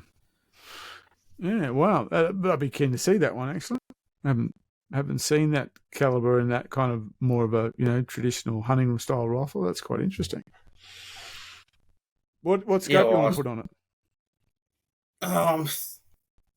I know that particular caliber is sort of meant to be a good long range sort of rifle, so I'm sort of looking at something on the long range side of things. So I'm not told, maybe like a Swarovski or one of the Bathurst Eliminators. I'm not entirely sure yet. I'm still sort of doing me research and whatnot. What's that new Bathurst one that we saw at the Hillcrest? Was it Hillcrest, that aim point day and the Bathurst night thing where it's one that you you use the smartphone with it. What was that one? Was it?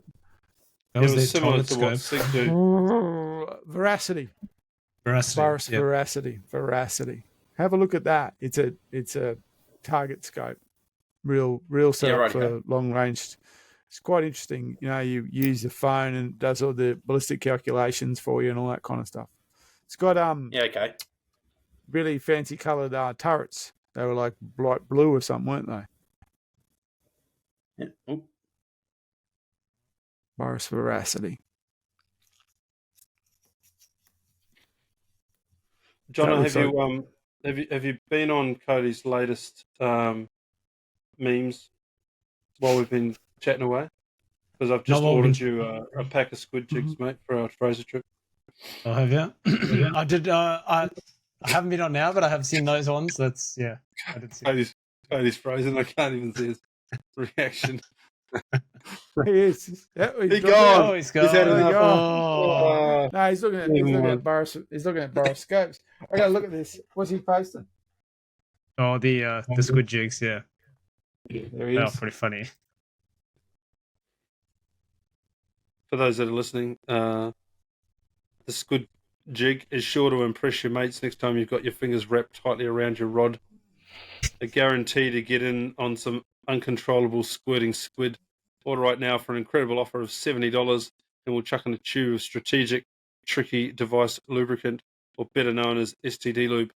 Get yours today. I wanted to know what the postage was worth, but we've lost him, and I don't know if he's coming back.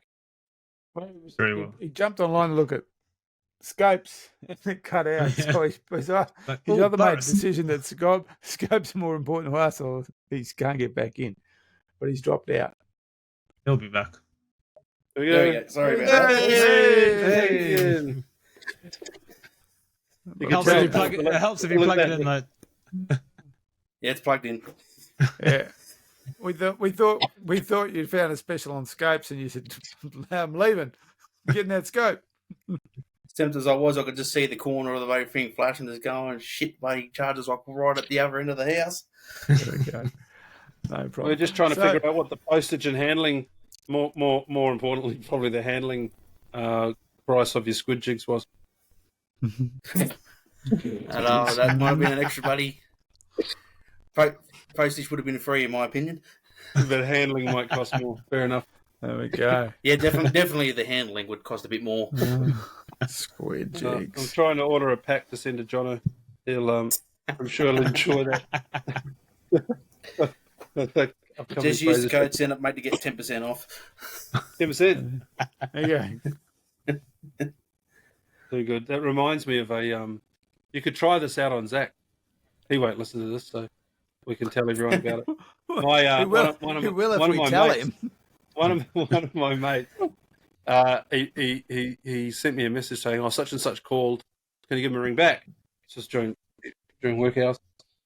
I said, "Yeah, no worries." So I rang, and it was the herpes hotline. That was his funny joke. Then I'd rung back the herpes hotline. Well, I listened to the herpes hotline message, and at the end of it said, "For a free sample pack, please leave your address in the voicemail at the end." So I left his address to his workplace at the end of it, and unfortunately, he was in one of those workplaces that the secretary opens all the mail before it gets put on their desks. So this poor bastard gets a herpes pack opened by the hot secretary, and I thought that was the funniest thing. That he got so shitty. But I need to find Zach's line of work then. I know find the herpes hotline and send Zach a pack. Send him a pack, and I'll send the Cinema Boys a pack. I think they'll get a kick out of it. There you go. That's it. The herpes pack. Oh God, not worth thinking about, is it? Not that we want to waste their important resources, but it'll help educate people. It's worth doing. So have you? You go, Mark. You go. No, go on. I was gonna say. What? Oh, fellas. Go, Mark. Huh? I was going to say, I saw a post with you with Hainsey. How do you know Hainsey? Yep. Through Zach. That's like how I sort of. And Hainsey came up here during the hunt with Brett Meldrum, and Brett Meldrum lives in this part of the world as well. So Hainsey hit me up just going, "Hey, like I'm going to be near you. Do you want to catch up?" I was like, "Yeah, sure." So you can't. I organised lunch at my place, so we had Cads, Lara, and Hainsey all here for lunch and talked hunting and shit for the day before he jumped in the car and did his big trip back to South Australia with his fellow buck. He does some miles, eh? He does. Oh, he doesn't switch off. He's a unit. Yeah. And now, I might have my wires crossed here, but Matt's mystery story about disappearing deer or deer travelling at great distances. Yeah. You're involved in that story somehow, aren't you? I'm involved in it because I shot two bucks, and that's how he made the connection when he told that story. Oh, okay, so explain that to me. Yeah. So like, I was looking for. There's a big mountain boar getting around, and I've been trying to find him and get him on the ground. And as I was getting out, I came across a bachelor mob of bucks. So I picked what I thought was the biggest of the mob and shot it, and he rolled over, and there was a nice chocolate one there that turned out to be a little bit bigger, and buddy took a crack at him and dropped him as well, and I got the trophy photo and with the $2 together and sent it to Matt, and he's like, I've got the story of how I lost my buck because the bloke that he was hunting with, he shot a buck one day, and then when he was going back to butcher that buck, the buck that Matt saw that morning went and bedded up near the dead buck, and he shot both of them. Mm. The bloke that the Blackfoot Designs fellow, I can't remember his name, but yeah, then like that's how Matt made that connection. So like, oh, he shot $2 and you shot $2. Okay. Because I thought you might have been there or something, because where it's a point of contention, the buck that moves from one place to the other and all that stuff. So I was hoping we're going to get a bit more insight in that, but it's still going to remain a mystery. Unfortunately, I wasn't there to add my spin on the story. That's it. I was hoping to get another take on the story. You did chat to him on his podcast though about it. I think that's where we were listening in, and I think I was sitting in the car on my way down to Brisbane, and you guys were yakking on about it, and I was like, nah. There's no way that is the same buck. Nah. Anyway, the evidence is pretty good, I have to say. It does, like, if I hadn't seen the photos now and the videos and all of that sort of stuff that's gone with it, I'd be pretty skeptical. I'm still skeptical, but it's convincing evidence. There's no doubt about it. Yeah, well, I can't question it. It's like I've got really nothing to argue with it. So like, I'm not gonna tell him he's full of shit. I told him he was full of shit, but I'm probably wrong. I'm probably wrong. The evidence is good, but we have seen the video. We did get it sent to us so that we've sort of had a look at it, but far out. It's James, I think. It's close. From Bathurst, isn't it? Yeah, it's close. It is, well, yeah. It's if you're going to if you measure it on the weight of probability, you might say, I don't know, but if you measure it on the weight of evidence that they can provide, then it does kind of go, okay. Yeah. So sure. You weren't going to call bullshit on it, but what was your initial thought? I was going, that's a good story. That's a good yarn.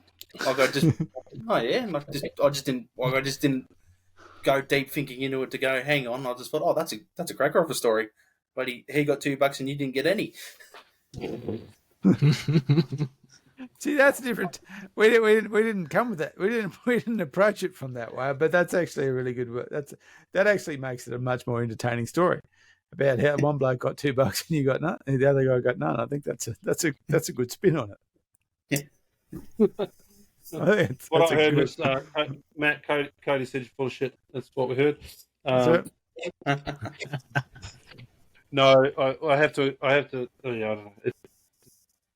The pictures sort of are the evidence. One does kind of half look like it could be slightly less mature, but it's hard to tell. It's very hard to tell. Very hard to tell. Anyway. Yeah, and there's that. I mean, look, there's a strong evidence that if you want something to look like something, generally that's what you'll take the photo that and the angles to support that, what you believe. As I said, people who see Jesus in the clouds take a photo of it. They don't drive 10 kilometres to take a photo from a different angle to disprove it. They take the photo to prove it. So it's hard to measure these things without actually, without being there. So after seeing all that photo evidence and the videos, I'm kind of leaning towards, well, It was just a very, very fast traveling buck who wanted to get to bed really quick, and that's what happened.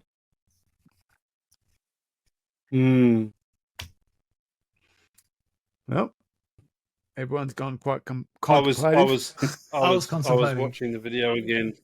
Sorry. I was watching the video again, but I don't have too much to compare it to. So anyway, we'll leave that one alone as one of those mysteries that will remain I've got unsolved. nothing more to add to it, so I haven't seen the photos or the video or anything. So, haven't you? No. Oh, they're not mine to share, but I'll publicly anyway. I'll fling them your direction though, and you can make your own assumptions. Do my own investigation. That's the go. Yeah, It looks compelling. Is the answer? It's compelling. Do you weigh in on the duck debate down south? Is it something you've experienced or had a run at? That's another bucket list thing I'd like to do. Is like to get into try out the duck hunting, and I really can't say I really know enough to weigh in on it. Like when it comes to things like chopper culls, like, well, we get chopper culls here, and like I'm willing to buddy argue and have a whinge about that. But when it comes to like things like duck shooting and whatnot, so I don't have enough teeth in it to really argue with it. But like if there's people up in arms about it, then obviously there's got to be a reason for it, so I'm willing to back them up. Yeah. So more probably closer to home than you talk about chopper culls. You're obviously getting a fair bit of that around where you live. Are they targeting your private properties as well?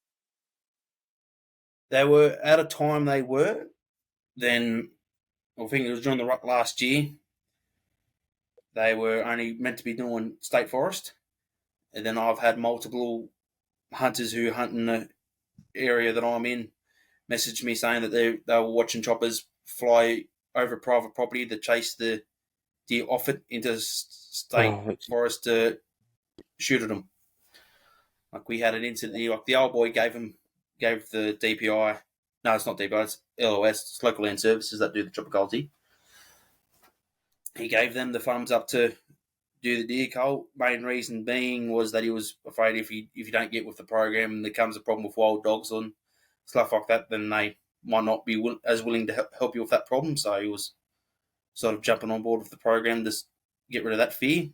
But the condition was that they were not to shoot any deer where there was livestock.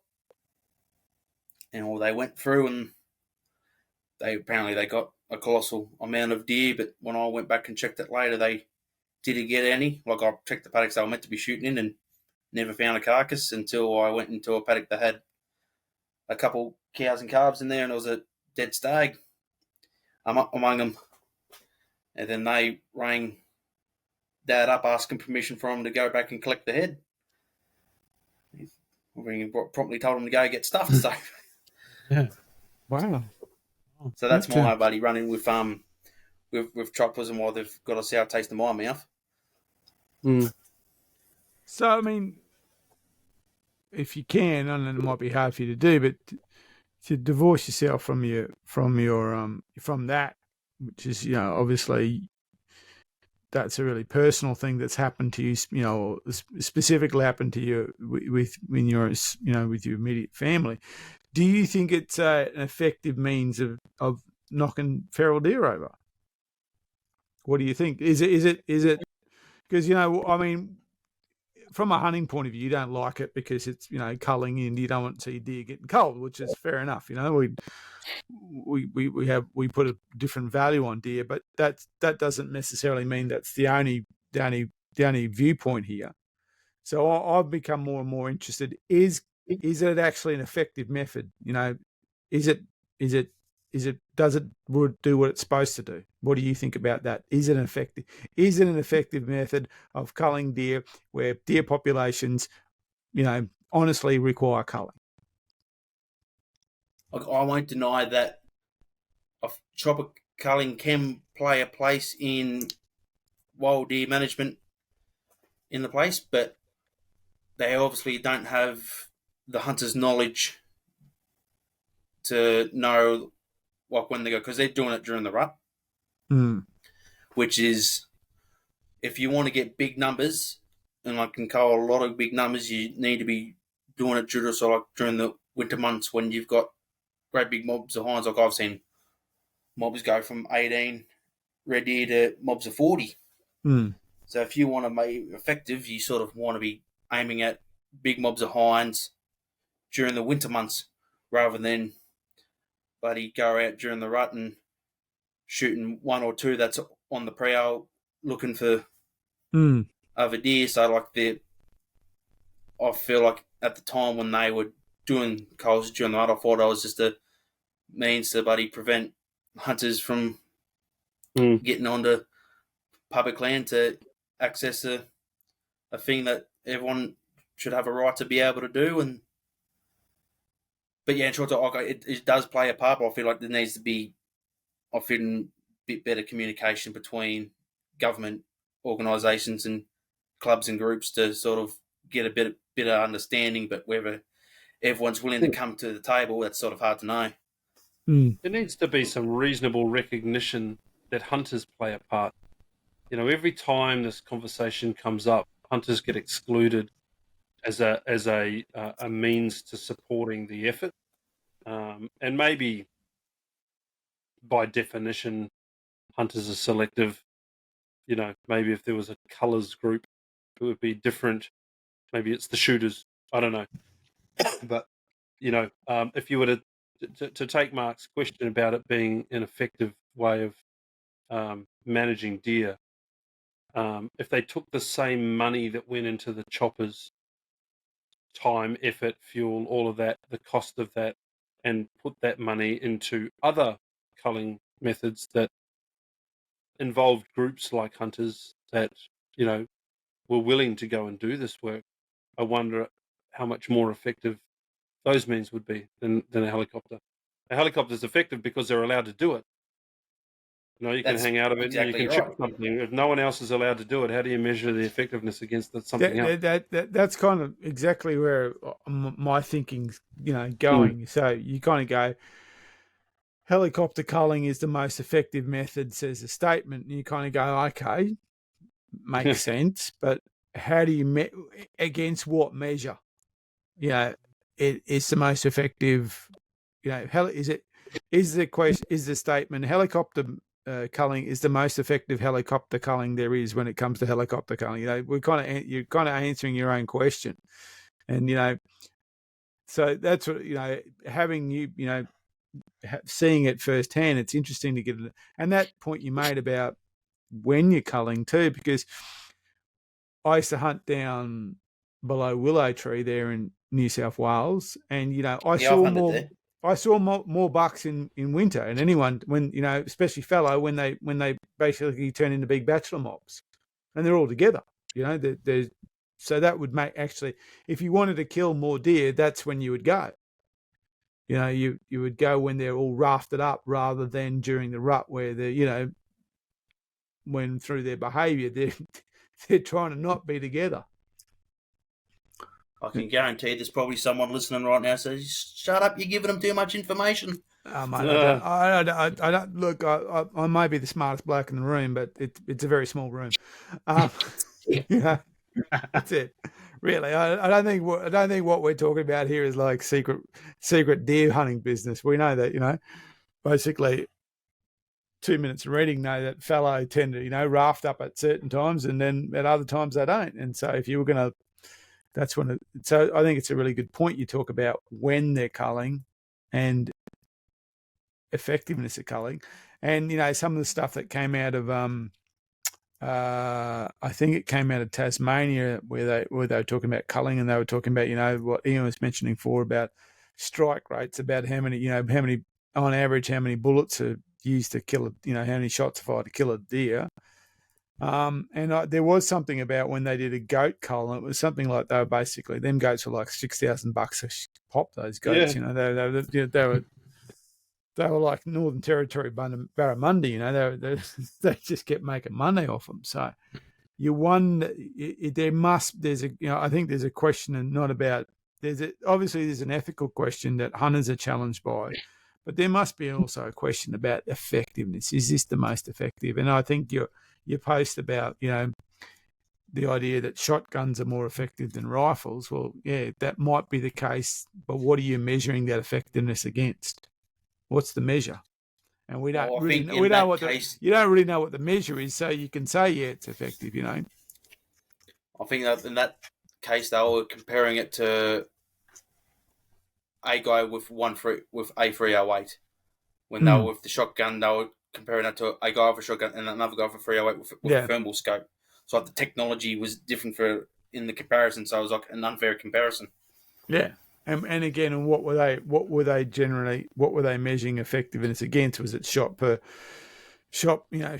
deer and all those kind of things? So I think that's an interesting statement. Again, it's kind of like saying, you kind of, are we really measuring the what we're supposed to be measuring here, or are we measuring the peripheries to say that, to kind of justify the decision that's already been made? I think it's and I mean, as you said, since you're seeing it firsthand, it's good to get feedback, because it's certainly a contentious issue. Yeah, I think like the whole feral deer action plan, like I haven't heard it from like everyone says, oh, you need to get on and listen to it. I sort of ignored it, because I knew eventually if it's going to get legs, buddy, the farming community's going to talk about it. I thought it will get into the land. It eventually came up on the country hour, so that's why I listened to it. And like right off the bat, buddy, they were bad-mouthing hunters, like called recreational hunters. Now bad-mouthing is like, oh, they only go out, buddy, stalking, they only shoot one deer, like they're not being effective enough. And unfortunately, that's the stereotype that's been made over the years. Like you go out during the rut, you want to get the big stag. Like not or unless you're like a dedicated meat hunter, like that might be a bit different. But like it's a stereotype has some truth to it. But in it, that sort of needs to change. And there's a thing I've been wanting to write an article about it, and haven't quite sure how to bring it on. But there's a thing in farming. Well, not even a lot of farmers know it, but there's a term called DSE, which is called dry sheep equivalent. And it's a rating system used for the land to know how much stock the land your property can tolerate. It's a unit measure, isn't it? Yeah, it's a unit of measurement for the ground, like buddy, 2 DSE an acre. So which like you could run 2 dry merino wethers on an acre. So on the eastern side of the country, or even far west, like Western Australia, where you've got that good feed country, like you got smaller acres, but the DSE rating's pretty good. Yep. Where when you go further out, like that's usually why you get big stations out in the territory, or big stations out in Western New South Wales, South Australia, because the more acres, because it's a less DSE, so it might take like 10 acres to support 1 DSE. So I thought if you can educate hunters the understanding of DSE, and like what would a red deer be? It might be worth. Well, I won't be getting the numbers right, but this is just an example. Like it could be 2 DSE. So the property's only good enough to run, we'll say 100 DSE.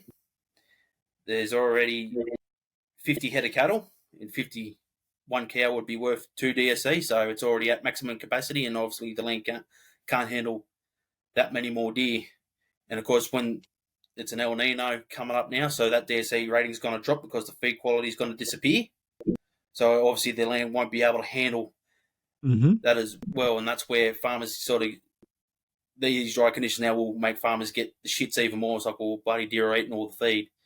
If you can get that level right, so well, if you can get the levels right, so like you've shot enough deer that the deer can stay on the land and the farmers not get the shits, then that's a win. And that's how I've been managing my properties around home. And that was like the deal I made with Dad.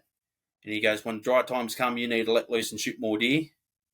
But then he's allowed me to manage it that way to keep deer on the landscape. But like I can, but you know, like when times get tough, there needs to be less deer, and when times are good, then like the deer can be left alone. So it's interesting. what you said before about hunters being painted with a with the brush that says we're selective and we just go and shoot one animal. Right. I actually don't see that as a major problem, because you might shoot one animal each time you go out. Maybe you go out 5 times a year. Maybe you're not successful every time. Maybe you only shoot 4. But if you've got 1 million hunters, it's a lot of deer. Yeah. And it's a hell of a lot more than those tropicals are getting. Well, so, you know, having the groundswell of hunters out there being part of the solution, 1 or 2 per hunters, it's not bad numbers. The numbers that I saw out of Victoria, they talked about an average of somewhere around 6 or 7 deer per hunter, per licensed hunter, as an average, which I thought was an extraordinary amount. But I don't think that's a major issue. I think just recognizing that hunters are part of the solution. You know, it's not maybe not our solution. We're helping them anyway. And as Mark's put it plenty of times, we're paying for the privilege. Sure. We pay for the privilege to be there. We pay for everything along the way. You know, it doesn't cost the taxpayer, et cetera, et cetera. We can go on about this for hours. But I just find that interesting. It is, because if you look at, you know, the numbers, and they're not made up numbers, the numbers of, you know, the game, was it the Game Management Authority in Victoria? Is that the GMA? Is that? Yeah. You know, they basically say there's 120,000 deer killed every year by hunters. And so I believe, and I'm happy to be proven wrong, I believe that is the single greatest kill of any deer in the country. Absolutely. So that group, and doesn't, you know, and it when you're looking at kill numbers, it negates how many deer are killed per hunter, because if the program is to ultimately kill deer, well, there's 120,000 deer dead. So that group is the most effective, cost-effective way of killing deer. But then we get into the weird and wonderful world of, you know, we leave logic behind and we get into the world of politics, but when we say, well, you don't kill them for the right reason, you know, you kill them as recreational hunters. We just want to kill them because they're pests. And you kind of go, well, dead's kind of dead, you know. If you want them dead, there's a group of, if you want dead deer, there's a group of people over there that kill a lot of deer, you know. They might not you know, agree with you about a lot of things, but the outcome is still the same. There's still a lot of dead deer on the ground. So it's, you know, that's the, and I really like that idea of, you know, what you were talking about there about, you know, educating hunters to understand about load. I think I really like that idea. I think that's a real takeaway to say, okay, think about this property not now as how big it is, but think about this property as in terms of load. So this property, it's in a really good part of the country. You know, it's in the New England or something like that. We're not in El Nino, we're in La Nina. The load on this property is, you know, per acre is pretty high, but in 3 years' time, it might be really, really low. And that's a quite a nice way of describing it, really, thinking about what is the load that property can take. What's the total load? What's the load the farmer's going to put on through livestock? So what's the end? And then that gives you an idea of how many deer this property needs to have it removed, so both populations can coexist. And it's not just limited to deer as well. Like part of the problem would be like it's you can put it towards pigs and kangaroos. Like kangaroos that cause just as much, but taking grazer feed as deer do. So we can say like an eastern grey kangaroo could be worth 1 or 1.5 DSC. So like you got a mob of 40, 50 of them crawling across the hill. Like that's gonna be a tough load to take on, and that's It's a really interesting way to think about it in terms of, from a sustainability point of view. What is the load here, and what's the base load, which is, you might say, the livestock, and then what's left and what gets in the levels of competition. You could probably say that it would be smart for them to even apply that to state forests in a way. To say, okay, what's this public land load? So you could then say, okay, deer hunters, we need more deer taken out of this particular public land area, or this one, you might be able to scale it back because this one's got a higher load rating and it hasn't got as many deer per acre that it can support, while this one has got more deer that it can practically support. It's a good idea. But that's then bordering on the US system, really, if you think about it. Yeah, that's it.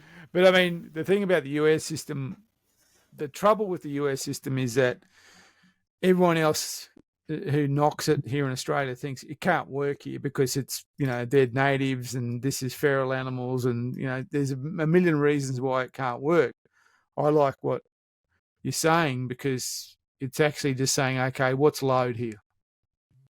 Yeah, so as far as taking on the national park and state forest thing, that's going to be hard to do and hard to translate to people. Oh, sure. But if you take the agricultural approach, for guys that have got access to private land, up in Queensland there or anywhere, even South Australia, because that's where all the trouble is, and that's all private land hunting down there too.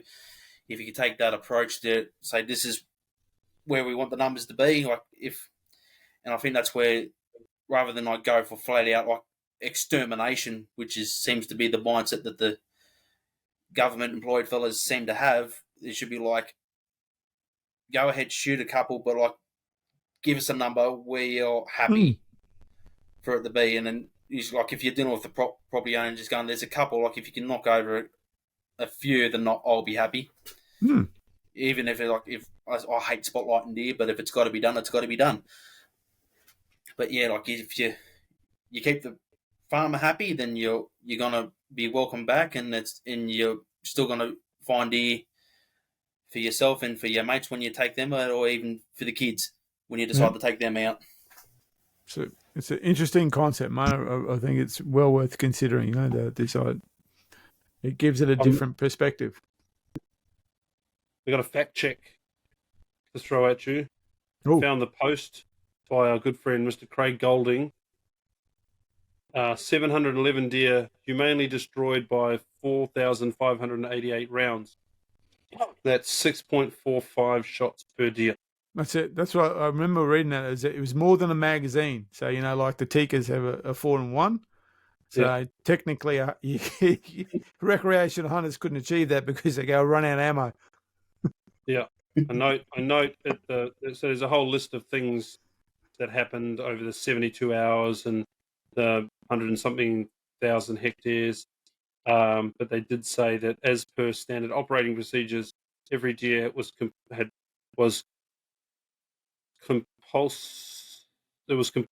compulsory for them to shoot every deer 3 times. Dum dum dum. As part of their operating procedures. So that means they missed every second one. Yeah. Dum dum dum dum dum. So bang bang bang, and then give another bang bang bang. At a cost of how many dollars per bull? Oh, there's no costings in that report. Yeah. Admitted that. But anyway, I did meet someone. Actually, I think you were there, Jono, when we were down in Pilliga once, and we were talking to someone. I won't mention his name. Who worked for who was involved in the helicopter collar. Yep. He was saying something around 10K an hour. So yeah, it's not cheap. Well, no, it's the helicopters, mate. They're not cheap to run. Anyway, it's a shitty subject. It's going to continue going around in circles. If the action plan gets up, there'll be probably more of it because it'll become procedural and advice to councils. But hopefully we can help influence them as a hunting group. Don't know how that's going to happen, but that's the goal, right? Yeah. You can only do what you can. So, that's right. mate, we'll throw over to you since you gave us the intro. Why don't you do us an outro? Oh, shit. Well, yeah. I don't even know how to do that one either. All right, hang on. I've just got to sit up and listen. I'm ready. Take it away. That's it. I thought you were going. You're leaving. Okay. No, So last words, buddy. You get last words. Listeners, thanks for listening to this episode of the Hunters Campfire Podcast. I'm Cody Gearon. I suppose you boys introduce yourselves and say goodbye, I suppose. That's the most professional outro we've ever had. That's shit, buddy. You're no wonder everyone's inviting you on. I think we'll get them to record our intro, and we can use it from now on. That'd be great. Hey, it's been a good chat, mate. It's been fun having you on. And sorry for the little clip in the middle there, but we just talked about fishing when you went here, so that's it. So yeah, right, yeah. Adds to the suspense. You'll have to listen to the recording to hear what we said about you. That's it, mate. Just adds to the suspense of the show. Mate, appreciate why'd your time. Get this dopey ginger prick on? No. Yeah. So okay. Well, I think we're done. We're done. Yep. Thank you again. We're done. Keep in touch. Yep, it was a pleasure. Go easy on us on the shit posting. No, go Appreciate hard. it. Go hard. You heard it. Go easy. Go hard. Thanks, mate. Thank Okay. you. Thanks, mate. All right. Thanks, fellas. See you guys. All right.